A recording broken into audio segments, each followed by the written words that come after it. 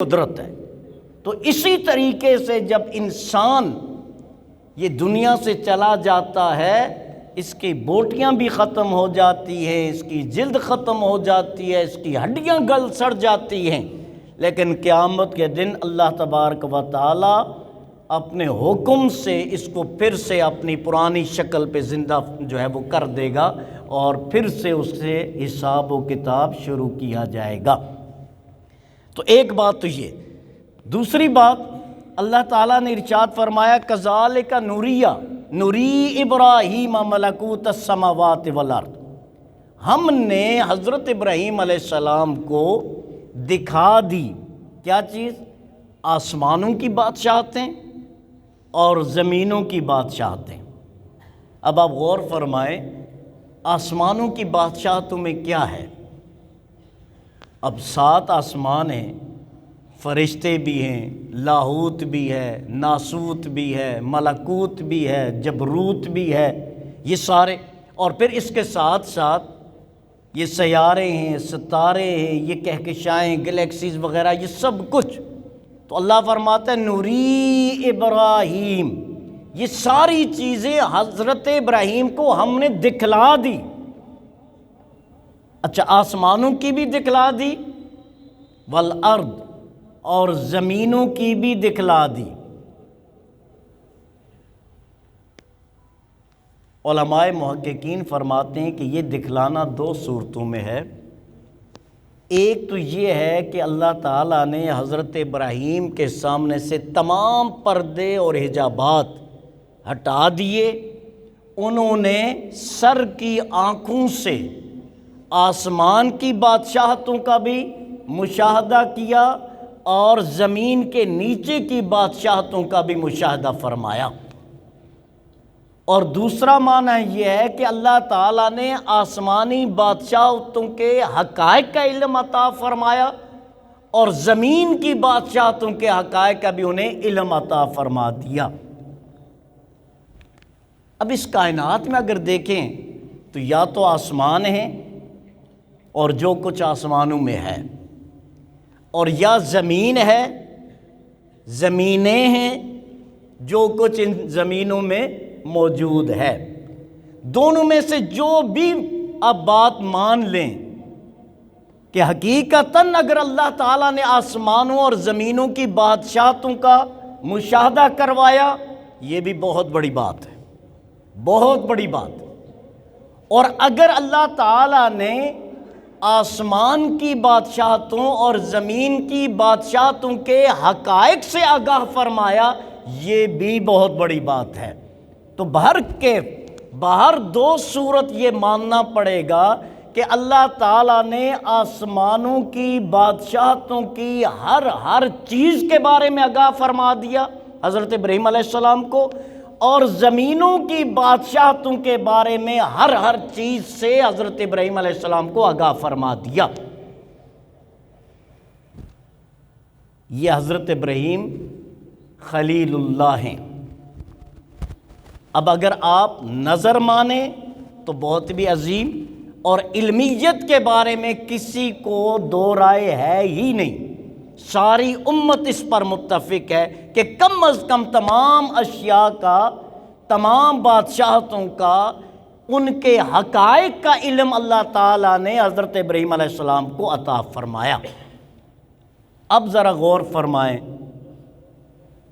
تاجدار کائنات محمد الرسول اللہ صلی اللہ علیہ وسلم، جو تمام انبیاء سے افضل اور اعلیٰ ہیں، تو پھر حضرت ابراہیم علیہ السلام کے علم کا اگر یہ مقام ہے کہ رب گواہی دیتا ہے نوری ابراہیم، ہم نے دکھلا دیا حضرت ابراہیم علیہ السلام کو ملکوت السماوات، سارے آسمانوں کی جتنی بادشاہتیں ہیں، والارض، اور ساری زمینوں کی جتنی بادشاہتیں حضرت ابراہیم کو ہم نے دکھلا دی۔ تو جب حضرت ابراہیم علیہ السلام کے دیکھنے اور رؤیت کا یہ عالم ہے کہ زمین و آسمان کی کوئی چیز ان سے پوشیدہ نہیں، تو تاجدار کائنات صلی اللہ علیہ وسلم کے علم کا عالم کیا ہوگا؟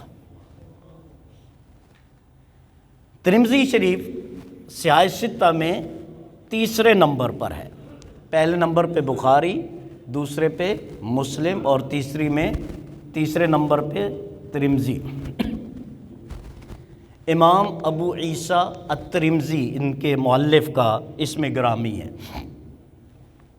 وہ اس کتاب ترمذی شریف کے ابواب التفسیر ایک باب ہے اس میں، اور تفسیر میں ایک مزید باب انہوں نے باندھا ہے، فیما یختصم الملأ الاعلیٰ، یہ قرآن کی آیت ہے۔ اس کی تفسیر میں حدیث نقل کرتے ہیں کہ نبی محتشم صلی اللہ علیہ وسلم نے ارشاد فرمایا، رأیت ربی فی احسن صورہ۔ رأیت، یہاں لفظ کیا ہے قرآن کا؟ نوری، ہم نے دکھلایا۔ حدیث میں کیا ہے؟ رأیت، میں نے دیکھا، ربی، اپنے رب کو، فی احسن صورہ، سب سے حسین صورت میں نے اپنے رب کا دیدار کیا۔ اور رب نے فرمایا، یا محمد صلی اللہ علیہ وسلم، فیما یختصم الملأ الاعلیٰ، اے محمد عربی صلی اللہ علیہ وسلم بتائیے ملائے اعلیٰ کے فرشتے کس بارے گفتگو کر رہے ہیں؟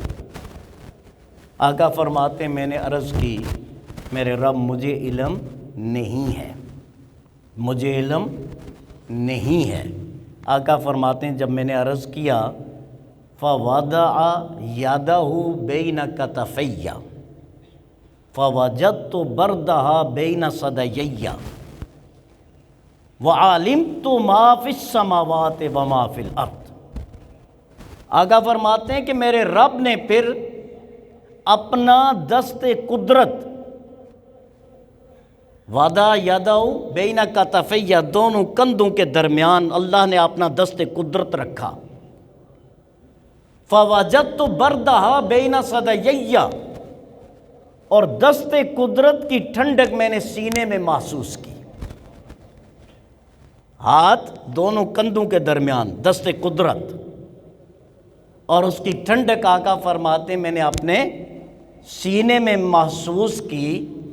فَعَلِمْتُ مَا فِي السَّمَاوَاتِ وَمَا فِي الْأَرْضِ، پس میں جان گیا جو کچھ آسمانوں میں ہے اور جو کچھ زمینوں میں ہے۔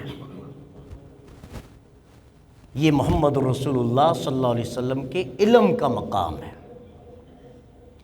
تو یہاں جو ارشاد فرمایا، کذالک، اسی طرح، نوری، ہم نے دکھلایا، کن کو؟ حضرت ابراہیم علیہ السلام کو۔ کیا دکھایا؟ ملکوت السماوات، آسمانوں کی بادشاہتوں کے بارے میں، والارض، اور زمینوں کی بادشاہت کے بارے میں۔ کیوں؟ یہ بات اہم ہے۔ وَلِيَكُونَ مِنَ الْمُوقِنِينَ، اس لیے کہ ان کا یقین مزید کامل ہو جائے۔ ایک چیز آپ اور ہم سنتے ہیں، اور ایک چیز ہم آنکھوں سے دیکھتے ہیں۔ سنی ہوئی بات کا اتنا یقین نہیں ہوتا جتنا خود اپنی آنکھوں سے دیکھا ہوا معاملہ ہو اس کا یقین ہوتا ہے۔ تو اللہ فرماتا ہے، ہم نے حضرت ابراہیم علیہ السلام کو آسمانوں اور زمینوں کی بادشاہتوں سے آگاہ کیا، آگاہی بخشی۔ کیوں؟ لِيَكُونَ مِنَ الْمُوقِنِينَ، تاکہ وہ یقین کرنے والوں میں سے ہو جائیں۔ جس طرح میں نے پہلے عرض کیا کہ دلیل مانگنا نافرمانی کی دلیل نہیں ہوتا، اطمینان قلب کے لیے دلیل مانگی جاتی ہے، کہ اگر آپ سے کوئی بندہ بات کرتا ہے تو آپ کا رائٹ ہے اس سے پوچھیں کہ یہ جو مسئلہ آپ بیان فرما رہے ہیں یہ قرآن و حدیث سے کس طرح ثابت ہے۔ دلیل مانگنا پوچھنے والے کا حق ہے، اور جواب دینے والے کا فرض ہے کہ اس کو بتائے کہ یہ قرآن میں اس طرح ہے، یہ حدیث میں اس طرح ہے، اور میں آسان لفظوں میں آپ کو یہ بتا رہا ہوں۔